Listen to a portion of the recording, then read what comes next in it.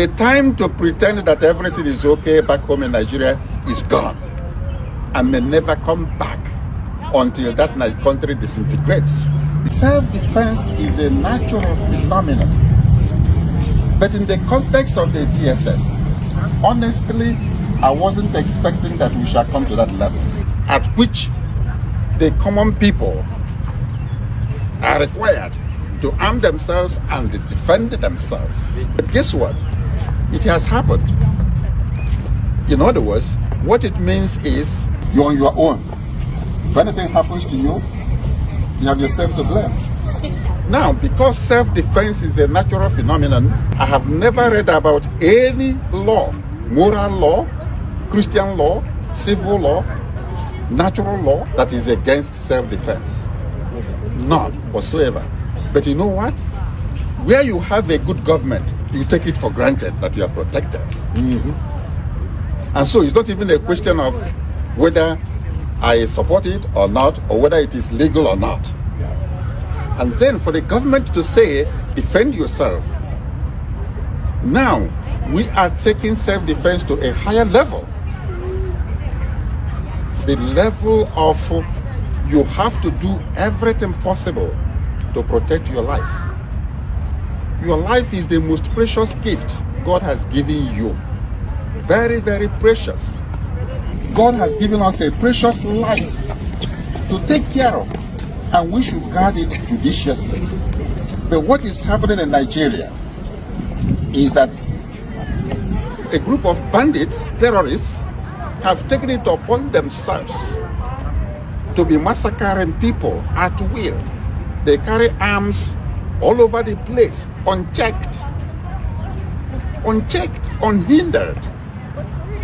And they are decimating ethnic groups. In the name of herders, farmers, clash, rubbish. There is more to it. There is a hidden agenda. And that is ethnic cleansing and religious persecution. That is what has been going on. At this point in time, I will actually go the extra mile to advocate for self-defense. And people should defend themselves. And I'm asking my people, you cannot waste the life, precious life God has given you. You must defend it.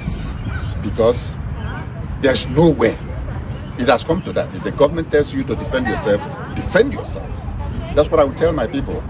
And then I will ask our brothers and sisters in diaspora, especially here in America, who are from Igbo descent.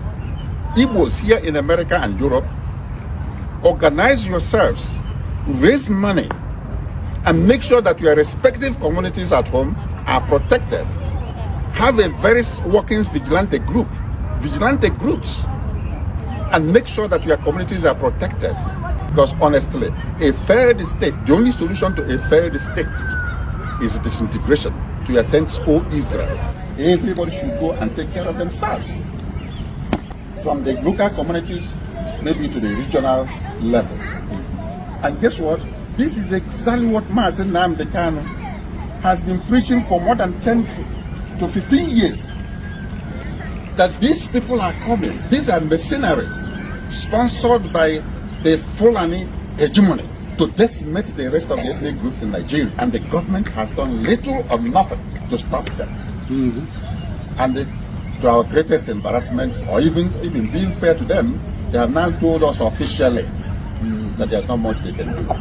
So, Bruce Fine, as a constitutional lawyer and the International Council for Mazi Nnamdi Kanu, and you visited Nigeria many times.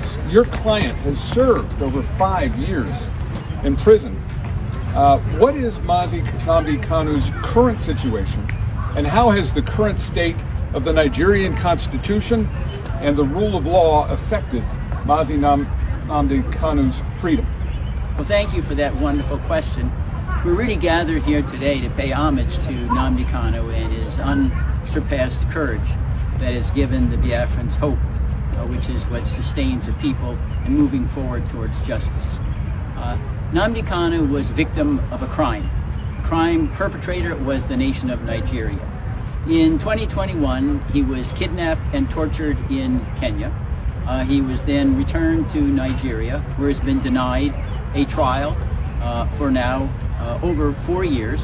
I helped precipitate a ruling from the working group on arbitrary detention in Geneva, holding very unambiguously and calling for the immediate and unconditional Nnamdi Kanu, because the government of Nigeria had violated 16 human rights covenants that were binding on all nations, whether they accepted them or not. The Nigerian government has flouted that decree now for almost 3 years. Nnamdi Kanu remains in isolation. Again, he's never ever been given an opportunity for a trial. There are repeated adjournments because there is no evidence. I've examined the indictments. They're really quite hollow. They don't have any specificity of what Nnamdi Kanu did that caused any kind of violence or harm. And at present, there still is no scheduled trial date. It's a continuing criminal violation by the Nigerian government. The great irony is that the real case should be Nnamdi Kanu versus the government of Nigeria, which should be in the defendant's chair. One of the things that's very astonishing is that for hundreds of years of Anglo-American jurisprudence, there's a motto: crime should not pay. The Nigerian government is trying to make their crime against Nnamdi Kanu pay, which is intolerable. Bruce, what can be done to the government of Nigeria to help free Mazi Kanu? Well, there are several precedents. One, during apartheid, South Africa was suspended from the United Nations General Assembly until Nelson Mandela was released. And there's nothing that prevents petitions now to the United Nations General Assembly insisting that Nigeria be suspended until they release Nnamdi Kanu. That's one possibility. Another would be if you had the president issue an executive order says there are going to be no Nigerian visas to visit the U.S. until Nnamdi Kanu is released. That would impress upon all Nigerians the penalty they're paying because the government is being so lawless and tyrannical. There are other options, like having an international arms embargo on Nigeria until Nnamdi Kanu is released, having very, very high tariffs on anything sold by Nigeria until Nnamdi Kanu is released. These are financial pressures. They've been utilized in other countries in the past. It's a matter of political will, not law. Chief Ugonna, how do the attacks on the Christian community and the continued injustice faced by Mazi Nnamdi Kanu serve as a serious warning sign for all Nigerians about the state of justice and freedom in the country? You know, that's an excellent question, and thank you for posing that. I want to tell you a short story. I've been going to the region for 20 years, and the first 10 years that I was there, it was quite peaceful, at least in the southeast. Some of this was brewing already in the north, but in the southeast and the spaces where I was at with the Igbo, quite frankly, was fairly peaceful. And then, right around the time actually when they put Mazi Nnamdi Kanu under chains, things blew up. And more than that, I think when people in the villages and the boroughs of Southeast Nigeria look at this, they see, wow, if they can do that to somebody like Mazi Nnamdi Kanu, who is quite an individual, what could they do to me? What can they do to the individual citizens? It's just gone wrong. I'm telling you, and I've told the State Department here before, not from this current administration, but the previous one, that if in fact, if we don't do something about this, that place is going to implode, and we're going to end up with a pile of people coming over who will immigrate just to get out of the place. That's what's going to happen. I think the other thing that lines up where the people, the situations that they're living in, many of them are Christians. We've said before, 90% plus are Christian. Those who are Christian are experiencing the same kind of attack.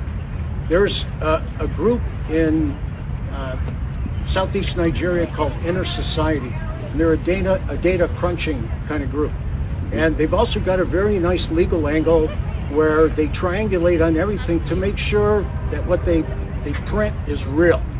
And they printed a statistic where they said just recently that for a period of 9 years, there were more than 30,000, mostly Christians, either killed